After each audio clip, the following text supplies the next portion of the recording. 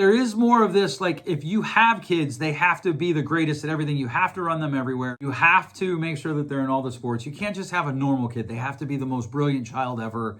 They have to be the next future scientist, blah, blah, blah, blah, blah. And I think people feel that pressure, and we don't really know how to feel pressure and keep going in our society. And here's my problem. When we start blaming the phone, here's why I think it's dangerous. I actually think what this guy said is dangerous because it lets us avoid harder conversation. It turns what is a spiritual conversation, what's an emotional conversation, what's a cultural conversation, and maybe even a philosophical one, into a technological issue. And it's much easier if we can just blame the phone, because then we never have to ask, what are we teaching people to value by how they live their lives? We never have to ask, what kind of adults are we forming? What kind of adults are we forming? What kind of, what are we rewarding culturally? Isn't that a fun question?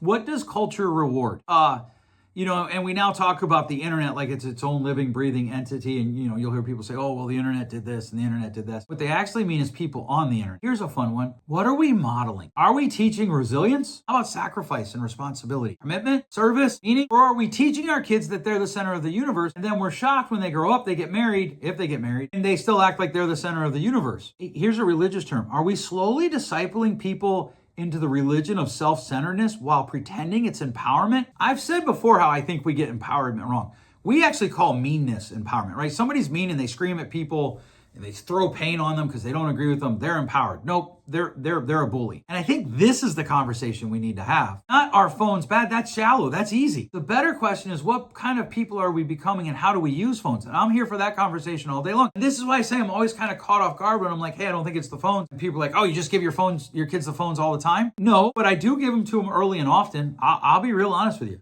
All of my kids have had phones early and often. My son was the first one to have a phone that was actually a phone way early. My girls, it was 4th grade, I think, when they got a phone that was actually a phone. But they had devices before then. And have they always used them like I wanted them to? Nope. They didn't have social media apps. My girls weren't allowed to have Snapchat until they were 16. My son is not on any social media. Well, he's on the chess app. But that's it. And I'm always caught off guard when people are like, oh, right, we're back to the spank conversation. Oh, if you don't spank your kids, they can do anything. No. I can still teach them. I can still guide them. And when it comes to our phones and our technology and whether or not we're having kids, it really becomes wild to me.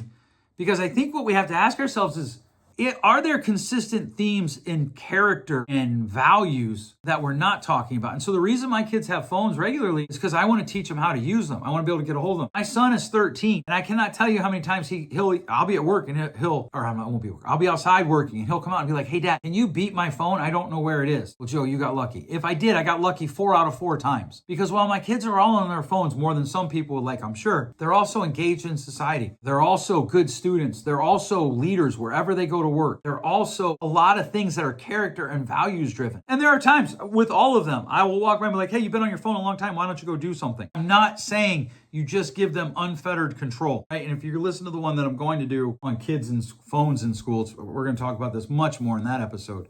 But I am saying that we have to stop blaming the tool and start looking at what does the tool reveal about our values. Don't think that phones are destroying society. I think that they are exposing the fact that society is destroying society. And sometimes exposure feels threatening because it forces us to confront things we would rather blame on objects. But true mental health awareness, remember we're in May mental health awareness. True mental health awareness isn't about just symptoms. It has to include worldview. It has to include things about how do you find meaning? How do you find purpose? What do you think about responsibility? How do you feel about connection? What do you think about sacrifice? And ultimately, what do you think about hope? Because human beings are not machines. We need meaning. And when a culture slowly loses meaning, it shouldn't surprise us when anxiety, emptiness, loneliness, and hopelessness begin residing alongside it. When ultimately selfishness is truly the highest value and we call it virtue, right? Like how many times do you hear people say, I just have to be more selfish? When we hear that, we should be concerned because selfishness leads to loneliness. Loneliness leads to avoidance, and avoidance leads to really bad mental health. And we need to have mental health awareness conversations about that. If this episode helped you, challenged you, or maybe it irritated you and right now you're mad, that's awesome. Like, I'm glad. That's good. Because that means you're thinking about it.